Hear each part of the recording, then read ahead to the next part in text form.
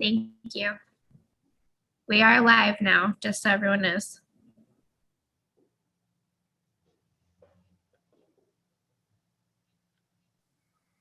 Any Milwaukee Bucks fans out there? Well, we got to pull for the Bucks. We got a local guy, local all-star, right? Chris Middleton. That's right. That's why I mentioned. Yeah. I thought he was on the West Coast. Yeah. I'm glad when we played Porter-Gaud back in the day, they didn't have Chris Middleton's running up and down the field, running up and down the court. That would have been when Joseph played for Bishop England, Chris was on Porter-Gaud, and that was always a tough game. That is tough. He was great, even in high school. Mm-hmm. I said, Ross, you could have D'd him up, man. Oh God, I don't know about that. I don't know about that. Oof. That would have been a little tough. Yeah. How tall is he? Like about 6'6" or something like that? Yeah, he's about 6'5", 6'6". Yeah. Wow. Yeah, that jumper, I saw him the other night. That jumper looked like a laser beam, man. Yeah. Councilmember Waring, Councilmember Shade is having a little bit of trouble getting on. Jennifer said he should be on in a few minutes, but I don't know if we want to go ahead and start. I mean, it's not that long of an agenda. Give him a couple of more minutes. Give him another minute or two. Okay. Yeah. Thank you.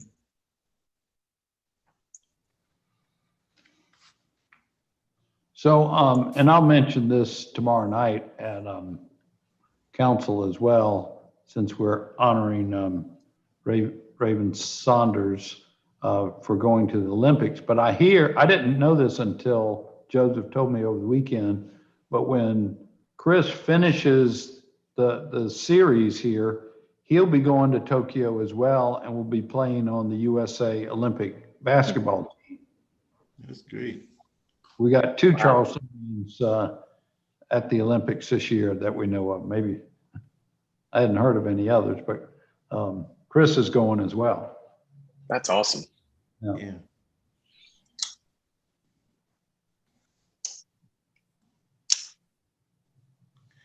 Think about it, those two got a good chance of medaling. Well, you know, I think Raven has either the second longest toss of the shot put in the world, or the third longest distance, you know, going into the Olympics. So she's certainly going to be in there competing for a medal. Did anybody here go to the American Ballet performance at the Citadel Saturday night? I did not. I certainly was slated to go, but Donna has these really bad allergies, and was on the grass out there, and she's allergic, believe it or not, to grass. So that was not good for her to be out there. So we didn't go. Right. Did you go? It was awesome. It was terrific, and the setting was just right, and the attendance was. It was estimated 6,000 people were there. Wow. And it was free, and it was just cool. It was great. Man, that's wonderful, man. My 9-year-old daughter, I stand corrected, my 9-year-old granddaughter, along with some other girls, young ladies, those performers did a class for dancers in the local area at the Gilliard. And she was one of them that participated in an hour class with those American ballet dancers, kind of like doing one-on-one instruction with some of the local children in the area. So Donna got pictures and videos of that. So Lissa Frankel, our new director at the Gilliard, will be joining us tomorrow night as well, briefly. I saw that. I was very glad. I'm glad you're having her there. It'd be great for everybody to get kind of introduced to her. She's the next best CEO coming to town. I heard you already met one, what was that? Friday at the gallery, Right. the art gallery. And that told me you were on point Friday, man. So I appreciate your words and because Dr. Matthews is also going to be fantastic. So we got two very good CEOs that's hitting Charleston town right now. Well, I met by Zoom Nina Hanna, the new director of Spoleto, last week, and right along that same line. I mean, he's young, incredibly smart on cultural affairs and music, and he's going to be a great new leader for Spoleto. So between the museum, the Gilliard, and Spoleto, we got like a whole new team of leadership here for cultural events. It's going to be terrific. That's great. And the thing about it, we need them. So I read about Nina, but I didn't have a chance to meet him. So I look forward to that. Here comes our chairman. All right. I'm logging on with my phone because my computer's misbehaving. So can y'all hear me okay? Yes, sir. Yeah, you're fine. All right. Well, as soon as my computer starts acting up, I'll be able to log on. But I can't tell. Do we have enough folks available? Yeah, We do. Yes, sir. Everybody's here. All right. Well, we can call to order the 3 o'clock meeting of the Real Estate Committee meeting.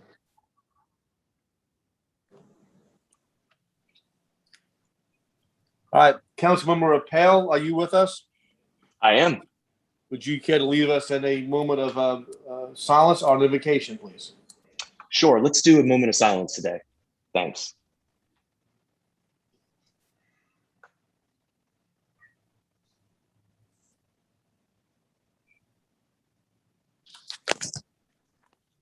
All right. Thank you very much. All right. So we have minutes from the June 14th, 2021 meeting. Move for approval. Is there a second? Second. All those in favor say aye. Aye. Any opposed? The ayes have it. The first item of business is an ordinance to authorize the mayor to execute a easement to Dominion for right-of-way on Mary Alice, a deed from Mary Alice Deetons Yeager. This is on Concord and Inspection Street. Ms. Copeland, you going to lead us on this discussion? Yes, sir, I will. And I was going to share my screen so you all can see what we're talking about here. Can everyone see my screen? Not quite yet. There it is. Okay, so this is an easement to allow, and if you can see my cursor, here's the African American Museum site right here. And then immediately here to the left, if you're facing the water, it's going to be 2 transformer boxes to provide power to the site. And then it's also going to be an underground line that runs right here into Concord Street. So that's what this particular easement is about. And this is a regular standard type easement for Dominion Energy, correct? Correct. Okay. I'll entertain a motion to adopt item number A. Move for approval, Mr. Chairman. Second. Second. Okay. Any further discussion? All those in favor signify by aye. Aye. Aye. Any opposed? The ayes have it. I understand that item B is being deferred. Is that correct, Julia? Yes, sir. That's being deferred. Thank you. Hey, Susan. Okay. By the way, has anybody gone out there to look at the site? It's a very good location, except when you turn on the Pittsburgh Avenue, there are 2 clubs that greet you immediately. It is the Peter Club and the Now, Silent. Peter. They look like well establishments out there. I'm just not sure of their reputation, but I just was surprised that I saw it there. But anyhow, I thought I would share that with y'all. Haven't taken the chance, but it looks like an ideal site for what we're trying to accomplish out there. But we'll take that issue at next time. I understand, Mr. Mayor. Is that correct? Yeah. That's our hope. Yes, sir. All right. So item B deferred. Item C is a request for allowing the mayor to accept proposal for consulting and additional environmental quality assessment services from S&ME Inc. For the voluntary cleanup contract for the Low Country Low Line. Is this yours as well, Julia? No, council member, this is mine. This is Matt. Oh, hey, Matt. So we did a VCC phase 1 assessment on the low line and submitted the report to DHEC back in December. DHEC sent a letter to the city in March requesting some additional sampling to be done. This is just a proposal with S&ME to complete that sampling and submit it off to DHEC for final results. And our cost for this is $22,000. Yes, sir. I move for approval, Mr. Chairman. I'll All right, so second. any further discussion? All those in favor signify by saying aye. Aye. Aye. Any opposed? The ayes have it. Next is a resolution to amend the non-exclusive water taxi service with Charleston Water Taxi. And who's covering that for me today? It's Julia again. So this is originally in 2013, the city had an agreement with Charleston Water Taxi to provide the water taxi service across the harbor. And at the time, the port owned the floating dock. So we also had an agreement with the port. So the original agreement called for a $5 million general liability policy because the port, that's their standard figure because they have to handle large tankers and things like that. So now the port is no longer a part of this agreement. And the water taxi operator has asked for the city to lower the insurance requirements to our $2 million limit, which is generally what the city does offer or require for any contractor. So this is a resolution to amend the agreement to remove any references to the prior agreement with the port regarding the floating dock and to lower the insurance requirement to $2 million. Move for approval. Is there a second? Second. All right. Any further discussion? All those in favor say aye. Aye. Aye. Any opposed? Aye. The ayes have it. Okay. Item number E is an ordinance authorizing the mayor to execute on behalf of the city the Laurel Island Development Agreement, including the Public Infrastructure Improvements Agreement. Okay. Mr. Mayor, do you need to recuse yourself from this?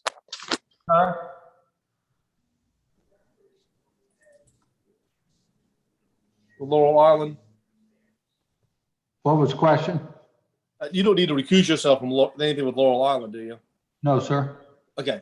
I'm sorry. I was thinking of something else that came up. All right. Is there a motion to adopt exhibit item number E? I'll move for approval. Okay. Is there a second? I'll second it. All right. So, Julia, you go talk to us about this one as well? Yes, sir. This is Mr. McQueenie. Okay, Mr. McQueen, haven't seen you in a while. I've been on vacation, believe it or not. Hope everybody's doing well. It was nice. My brain's a little bit refreshed. Highly recommended for everyone. So this is the development agreement that follows the PUD we passed in October of 2020 for Laurel Island. This would create a 10-year vested right, essentially to develop according to the plan unit development that City Council has adopted. The primary, kind of a few primary issues. One is the Laurel Island, state law requires 250 acres or more of highland to get a 10-year development agreement. I've talked to a number of land development attorneys. I don't like 5-year development agreements, not because people don't deserve them, but because in most cases, the Vested Rights Act takes care of you. So there's been a property that's actually owned by the city added within the development agreement, not in order to develop that property, but because there is some linkage between the two. One is Morris Island, which my understanding is a related entity donated Morris Island to a land trust that was conveyed to the city. The second is the West Ashley Bikeway, which is owned by the city, and the developer, in order to create a link there, has agreed to donate. I believe it's $100,000 toward the duck and turtle pond that are planned to be developed on the bike path. They'll give us a promissory note that'll have $20,000 due, I think, within 30 days of adoption of the agreement, which if it proceeds according to plan, the agreement will be adopted on August 17th. And then they make an additional $20,000 payment every year thereafter. So those are the two kind of big offsite, issues. I'm going to let Jeremy Cook talk about the public improvements agreement in a few minutes. From a public infrastructure and facilities perspective, I spent some time reading over the agreement today, and I was very pleased, and I appreciate the developer working with us on this. The developers agreed to, number one, provide a temporary location for a fire station just off Laurel Island itself, but on a property that's owned by the developer. Number two, the developers agreed to dedicate land, I believe it's at least 1 acre, and any necessary drainage facilities to construct a fire station, a permanent fire station on the site. There's a sort of proposed location. I'm going to pull up a map that's actually this is going to be from the PUD, because to me, it's a little bit easier to read. Make sure I got the right document. This is actually the open space plan from the PUD, but there's sort of a proposed location in this area for the fire station, the permanent one. The temporary one, the city can use this site for the temporary fire station. There's a CSX line, I believe it is right here. So that's a very important situation for us in order to provide appropriate fire and other emergency response. Parks and other facilities will be dedicated to the city. We've had some trouble with past agreements, and I'm talking about from many years ago, with park situations and dedications. Our ordinances require any dedication to the city, and it's usually streets or drainage facilities, to include a 2-year warranty bond and a general warranty deed. The developer has agreed to comply with that as to all streets, and as to parks, and there'll be roughly 7 park areas on the property, to provide, it'll be a limited warranty deed, but also to provide the 2-year warranty bond. And essentially after it's completed, the city won't be responsible for maintenance for 2 years. So it's treated like a street in that situation, which I think is a very good thing. The developers agreed to provide 7 parks over time. Those will include ball fields. The ball fields the permanent ball fields will come later in the development. So the developer, and to look at the PUD, this is sort of where the ball fields are proposed to be included.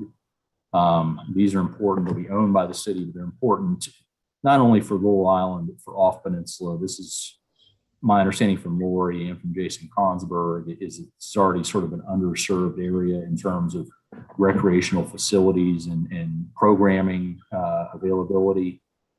So that'll be a great permanent addition. But in the meantime, until we can get these done, and I'll explain why it can't be done immediately in a minute, the developers agreed to sort of make this available as a temporary area. Rhett Reidenbach, who's one of the engineers to the developer, explained it sort of best to me about the development of the island itself. You're going to have to surcharge the land because much of it was used as a former landfill. Essentially, that's going to put phases on a pedestal. Looking at this from the get-go, my kind of thought was, well, you just got all this open space land. Why can't we just use it all at once? Because of the surcharge requirement and the way the pedestal is going to be built out, that's really not going to work. Just if anybody's thinking along those lines. That's something I think city staff is interested in, but it costs a lot of money to build that pedestal, and it sort of makes the rest of the island not unusable, but difficult to use in the interim. So the temporary activation of that first phase park for ball fields and recreational facilities is also very important.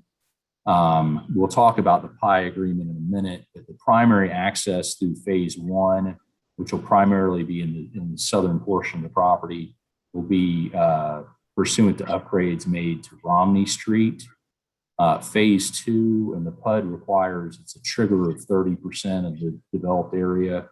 Phase two would be served by a bridge basically extending from Cool Blow Street, and then later phases, Brigade Street, there would be another crossing over Brigade Street. These areas would be dedicated to the city, and under the development agreement, the plan is for the city to accept them. Same dedication requirements as we would normally require, 2-year bond or letter of credit, 2-year warranty period, general warranty deed for streets, roads, and other infrastructure, limited warranty deed for parks and other areas.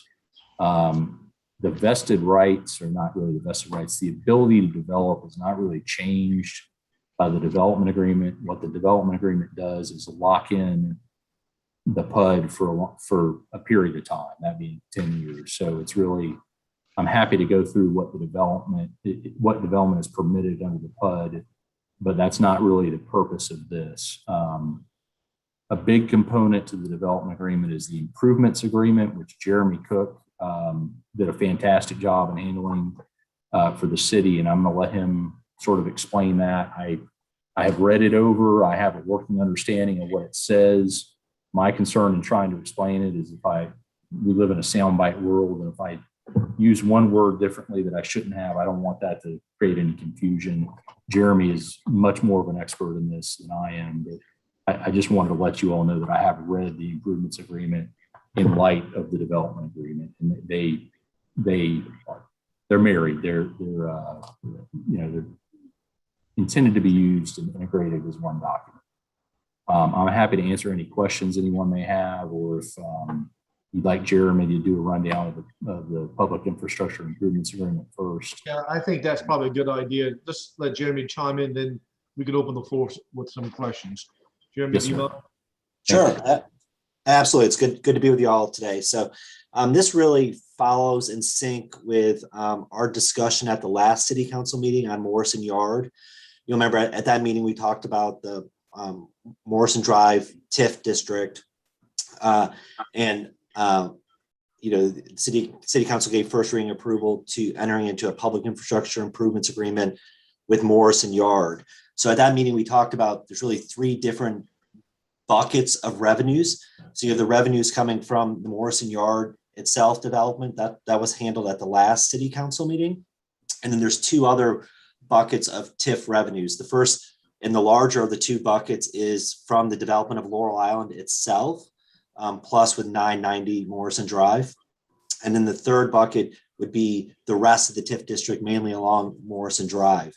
So this agreement deals with the second and the third of those 2 buckets of revenues. It specifically identifies public infrastructure improvements. Everything is required to be publicly owned to be funded with the increment once it does develop. So the agreement mainly focuses on the Laurel Island and the improvements that will be there, transportation, stormwater, parks, all publicly owned. And then also from the third bucket, the non-Laurel Island monies identifies transportation improvements within the TIF district to be undertaken, and then specifically sets aside the first $650,000 from the third bucket for specific off-site improvements, so off Laurel Island. So that includes improvements to Singleton Park specifically, or other park and recreation improvements in that area, drainage improvements, the intersection of Cool Blow and Nassau, and sidewalk improvements within the neighborhood surrounding Laurel Island. So those improvements are specifically identified as part of that third bucket, with the remaining going towards transportation improvements within the TIF district. So it's consistent with kind of the plan that began with Magnolia, this kind of agreement. And then we did last month with Morrison Yard, and now with Laurel Island and the surrounding area. I'm glad to go in more detail if folks want, but that's kind of an overview. And Jeremy, just for clarification, is because we've been using Morrison Yard and Laurel Island, those are actually separate developments, right? Yes, sir, but they're within the same TIF district. Right. So, Okay. but yes, sir. So last month was Morrison Yard development. This time it's Laurel Island plus the remaining property in the TIF district. But yes, sir. And if anybody, hate to throw curveballs at you guys, but how many housing units are going to be out there? Y'all remember? I believe it's capped at 7,250, and 10% would be permanent workforce housing at all times. Another 10% from at any given time, after a certificate of occupancy is pulled for a unit, 10% has to be workforce housing for 10 years. And we're working on trying to make some more permanent things happen with that, but that's still in the works and wouldn't be affected by the Okay. Anybody have any questions for either Mr. McQueenie or Mr. Cook? Yes, ma'am. Councilmember Jackson. Thank you. And thank you, gentlemen, for giving us the right size summary to a complicated addition to the Laurel Island development agreements or plan development, whichever we're talking about.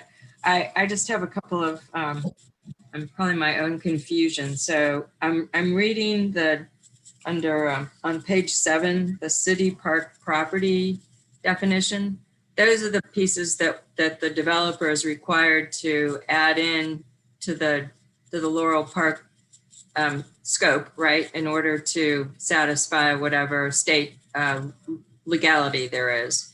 So I've forgotten, somebody mentioned that Morris Island was still part of this, but I don't see that in here, and nobody has mentioned that since the bikeway was put forward. So is Morris Island still part of this deal? It is, yes. I think there was an initial plan to use the Dills Bluff tracks. That was taken out. And I don't know how the entity is related to the developer, but the entity that donated Morris Island to whatever land trust it was at the time, that's sort of the tie in there, but there's no plan development, there's really not much in there because there's no plan development of Morris Island called for in this agreement. It's to the extent we develop it, it does lock in the zoning for Morris Island, but I don't know of any plans, and there are restrictions on its development, and we've made it subject to all those restrictions. So I think it's mostly the TMS number and the survey and the legal description for Morris Island. So again, I'm just reading like under this section 12, vested rights governing the development of the real property, and then under section A, uses and density, and number 2 of that is the reference to city park property. And it only talks about the West Ashley Bikeway. So where would Morris Island be like referenced in this document, or doesn't it need to be? It would be so it would be described in, and let me share my screen here. I'm sorry, say that again. Sure. Sorry, it would be described as part of the city park property. So city park property is on Exhibit A3, the survey, the boundary survey, et cetera. And then in section 1, it also references the surveys and the boundaries. In section 7 that you just read from, or not section 7, page 7. Right. The reason we call out the West Ashley Bikeway is there's going to be a $100,000 donation to the turtle and duck pond on that property for the development of that. So basically what I did is say, with respect to the West Ashley Bikeway only, there'll be a $100,000 donation. Everything else says there's no planned development, or it's active and passive uses in accordance with all agreements tied to those properties.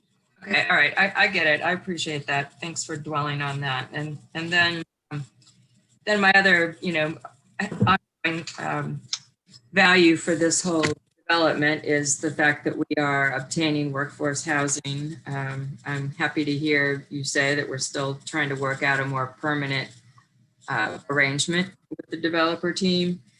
I hope it's not totally inappropriate to say, but we've heard some rumors about that there would be a significant amount of housing built potentially not on Laurel Island, but somewhere on the main part of the peninsula that would be trying to satisfy the original offer of workforce housing, the number of units. So I'm hoping that we'll either put that to rest or hear about that in good timing so that we're, sort of knowing the whole ball of wax. And I have not heard that rumor, but there is in the development agreement as well as the PUD, there's a requirement for seamless design and that the units be located throughout the development. Thank you. All right, Councilmember Rappel. Thank you, Mr. Chairman. I left my pom-poms at home. Y'all know how big of a supporter I am of Laurel Island. I think this is great, and I'm fully supportive of the project. I just had one question about the development agreement, and it has to do with, we spent a lot of time focusing on subsequently enacted zoning regulations, right? That's the whole purpose of vested rights. That's the whole purpose of development agreements. Given how lengthy this development horizon is, I mean, we're talking 10 years, 20 years, and given the city's ongoing work on the biggest issue of our day, our stormwater regulations, what if we have a new 2030 stormwater manual, right? I'm looking at section 9 and 10 and 11 of the development agreement. And, we deal with zoning ordinances, we deal with building codes. I don't see the stormwater issue pulled out. I've always thought the stormwater regulations fit neatly into that exception to vested rights under the statute that provides for, that discusses subsequently enacted code related requirements. But I just thought that maybe, well, first, let me just ask if that had been thought about, and maybe it is addressed in the discussion, because I would think that, as this development matriculates, we'd want to hold it to the prevailing stormwater regulations at the time and not be locked into like the current stormwater manual on the books today, perhaps. So that's the concern. Yes, sir. And I see Matthew on the line, and he doesn't necessarily need to comment. So we addressed that in the PUD. So the stormwater regulations and flood control requirements in effect at the time of an approval of a specific plan for an area will control off Laurel Island proper. On Laurel Island proper, it's a little bit more complicated than that, but what we did, and I was kind of lazy about this, I just incorporated the language approved by Matt Fountain as part of the PUD agreement, which is in 9.1 and 9.4. 9.1 is the flood standard, 9.4 is the stormwater standard within the PUD. So there are exceptions carved out, at least for offsite flood control and stormwater requirements. And Matt may be able to speak better to this. My kind of general understanding is the way that Laurel Island's set up and the pedestal mechanism, there's not going to be a whole lot of reason to change the stormwater standards applicable to it. It's just not it's not a situation like any other in the city. Maybe Daniel Island when it was clear land, but even then you didn't necessarily, well, I don't know if they filled it or not, but because of the landfill, you've got to surcharge it anyway, so it's going to be up. But I don't know if Matt is on and would like to speak to that at all. Matt, anything you can add to this? I'd appreciate that. Yes, I think Mr. McQueenie summarized it pretty well. The areas off sort of the island itself are very important and probably need to be kept under whatever future stormwater manual comes in and understanding comes in, because those are some flood challenged areas already, potentially some of them are. Within the kind of the core what I'll call the island itself.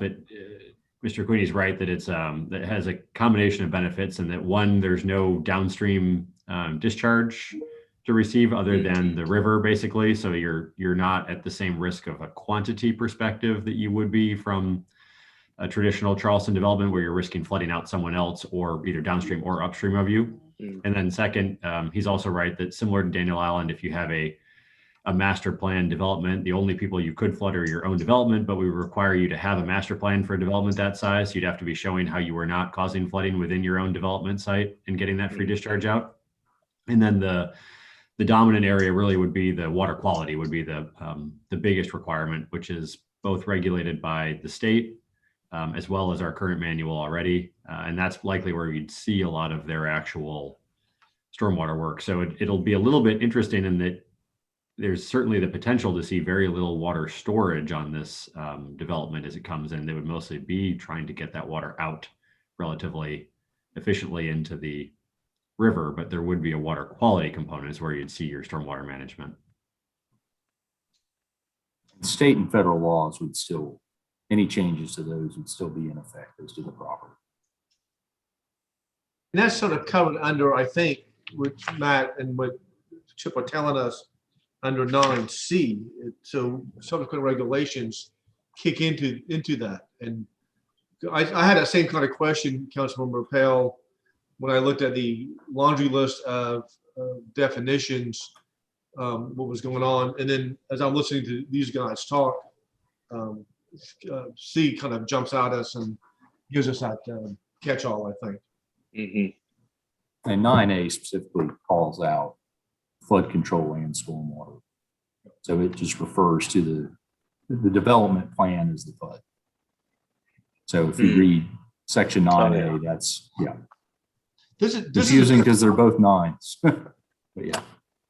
This is a very complicated agreement. And so I'm glad to have any more questions come up, because I think the more we talk about it, the more clarity we get from among ourselves. So if there's anybody else have a question, please. Yes, ma'am.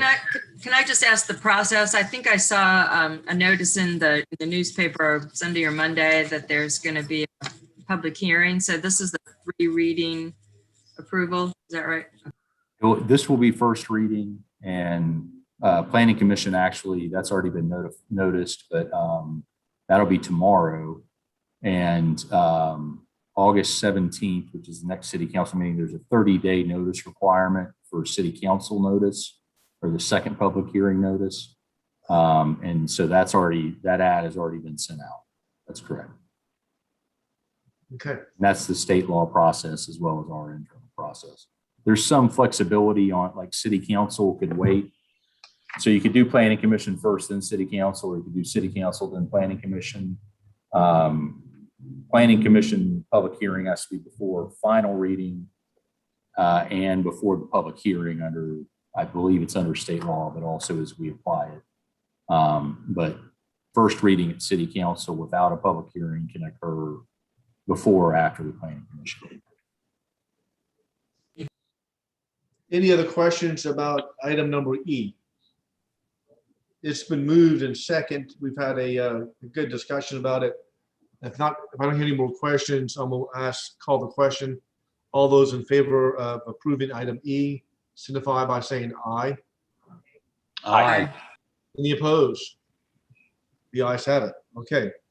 Item F is a request for an extension of the MOU with the city and the Epic Center LLC. This is over at Citadel Mall.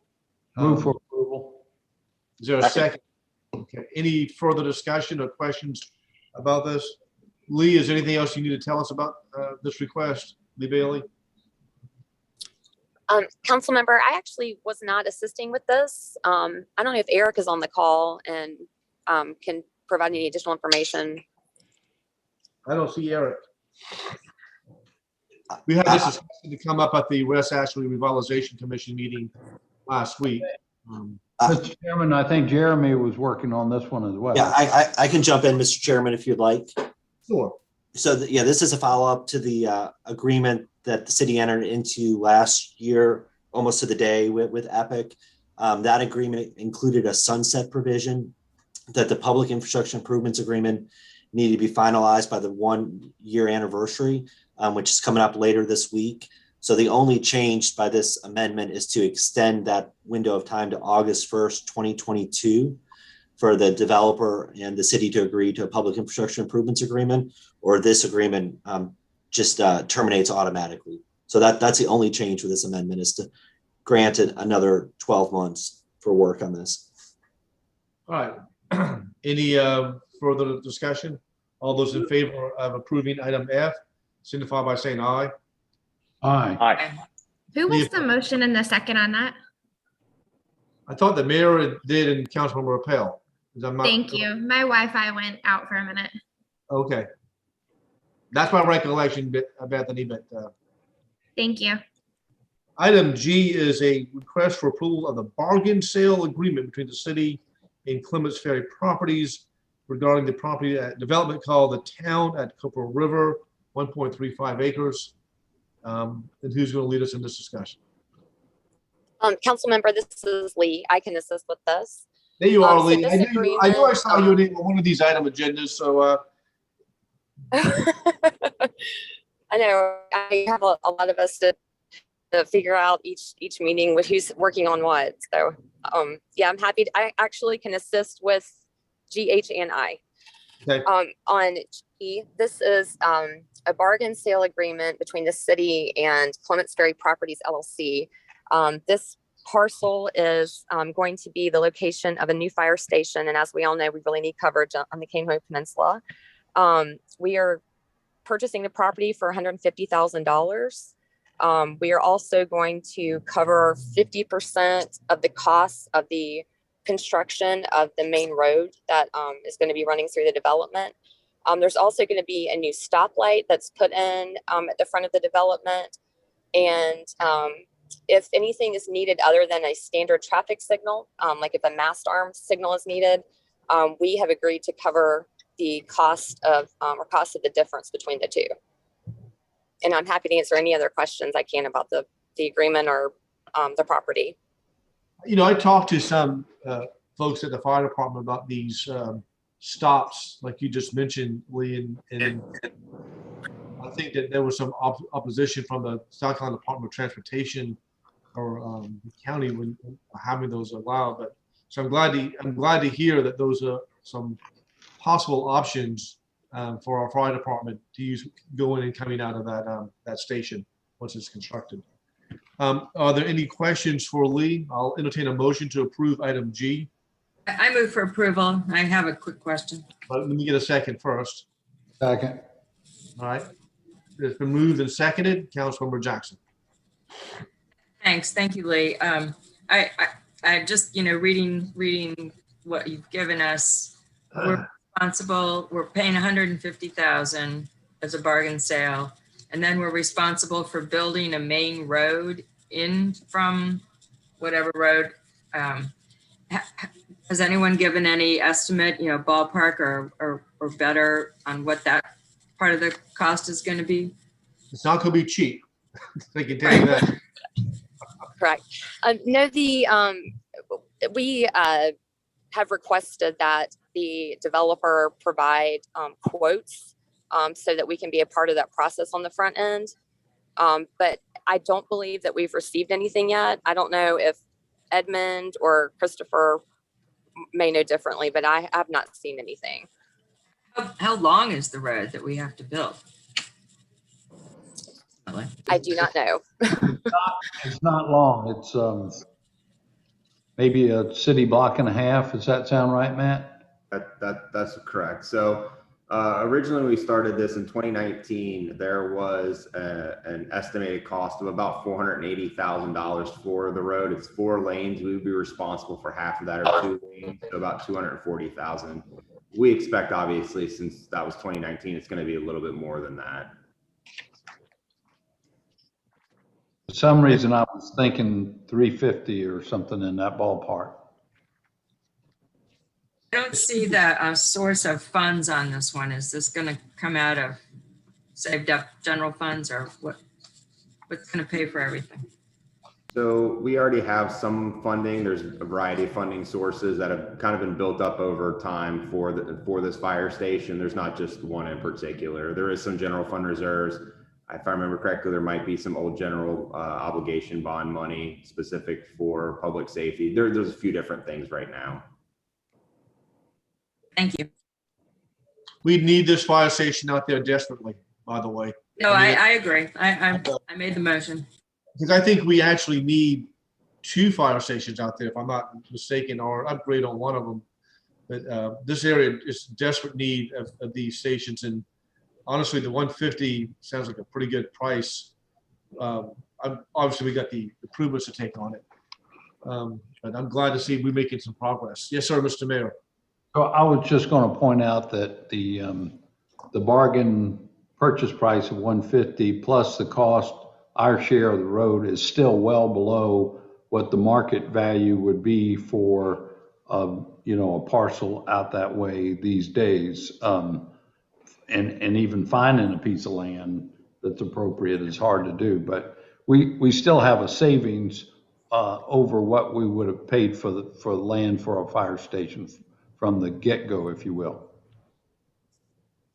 Yeah, we're not building an interstate road out there, which is over $1 million a mile. So we're not talking about that kind of expense. But it is there is some built-in expenses as committee members, but still, it's still going to be a good deal overall for our fire department and the people we're serving out there. Councilmember Shade, it looks like Amy has her hand up. Amy, I can't see you. Amy. Councilmember Shade, I just wanted to just remind everybody, this is actually a replacement station for the rental that we're in currently out there. So it's not a new service that will be provided. So yes, Councilmember Shade, we will need 2 additional stations after this one. So, Amy, we're replacing that tin can building off the interstate? That's correct. Yeah.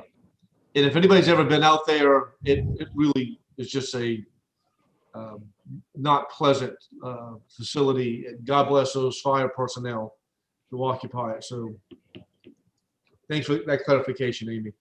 I'm sorry, did you say that we rent that property? We don't own that property, right? The one we're currently in is rented, yes. Okay.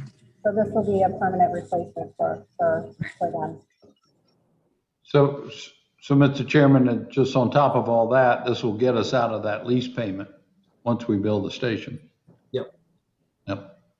And we will be glad to get rid of that lease payment, by the way, Mr. Mayor, and because it's just not worth it. I mean, it's just not a very pleasant location, and those men do a wonderful job out there under those conditions.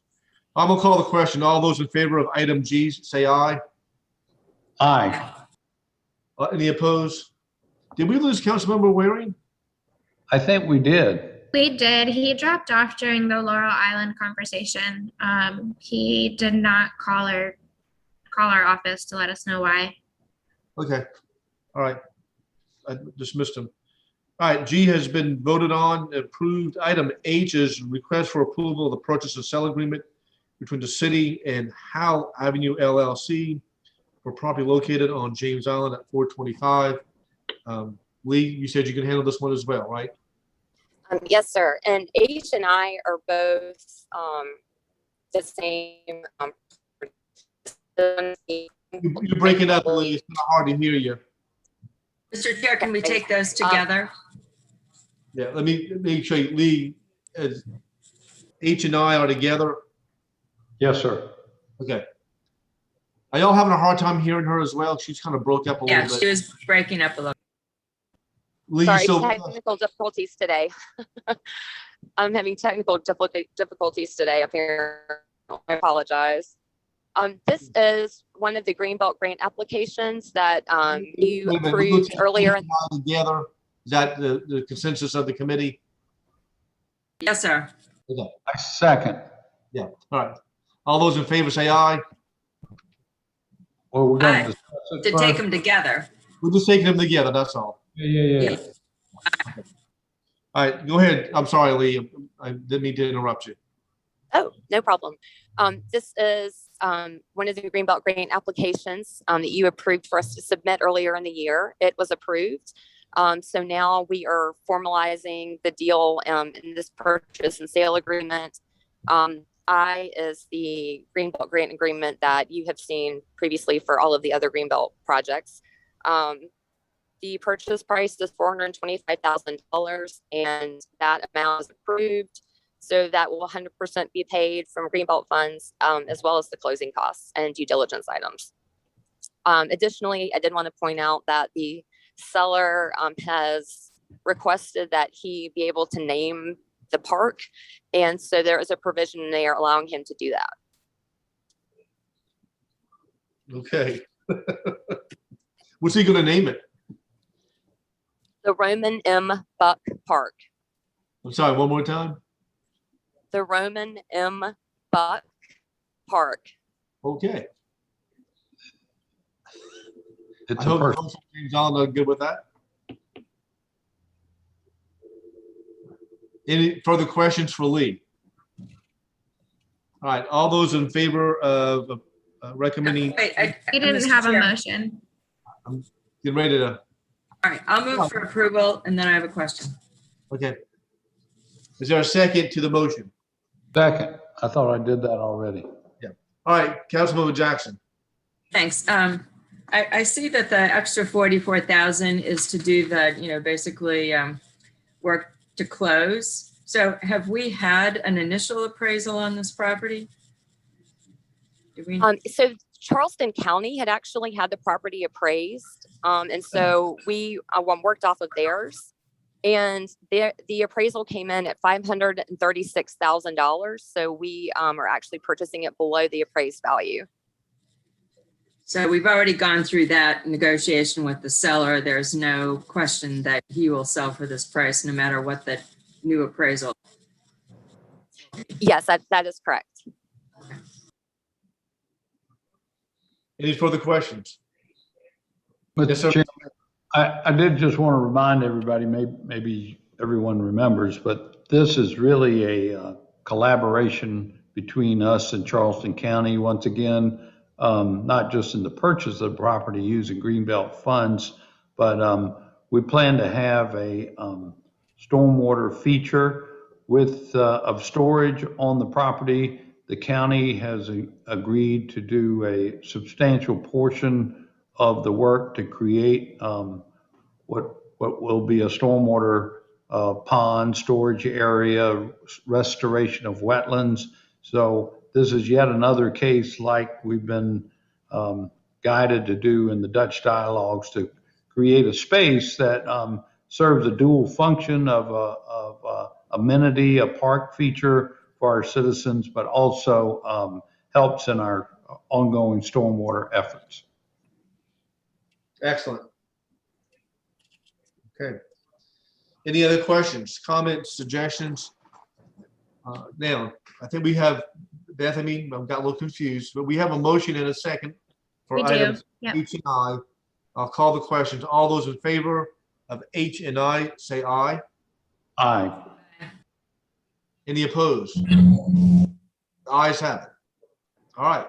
We have 3 annexations, 1 in District 3, 2 in District 5 on Johns Island. I think we all be okay if we take all 3 of these at one time. I'll move for approval of all 3. I'll second. Okay. All right. So, Mr. Morgan, are you going to lead us through a discussion on J 1, 2, and 3?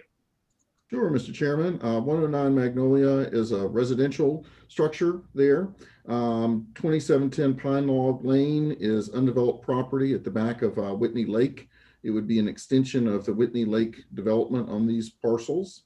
And then 3255 Maybank Highway is a small, narrow parcel along Maybank Highway, as is typical of those parcels that would come in the city as part of a PUD. Very good. Anybody have any questions for Mr. Morgan on those 3 proposed annexations? Councilman Jackson. Yes, sir. Focus. You muted, Councilman Jackson. I'm sorry. Knowing that Pine Log Lane is going to be joining an existing subdivision, is that single family zoning or what is that? They're proposing DR6, which is basically 6 units an acre. They would do single family type units. They might be in a little bit narrower lots, but they are compatible with all the types of units that have been built in the Whitney Lake development. Okay. Thank you. Any other questions? All those in favor of approving the annexations on 109 Magnolia, 2710 Pine, and 3255 Maybank Highway, signify by saying aye. Aye. Any opposed? The ayes have it. That's our full agenda. Sorry for my technical difficulties getting on at first. Appreciate the patience with everybody. Any other business we need to take out? Seeing none, I will see y'all at the Gilliard Center tomorrow in the afternoon. Take care and have a pleasant evening. We are adjourned. Great. Thank you, sir.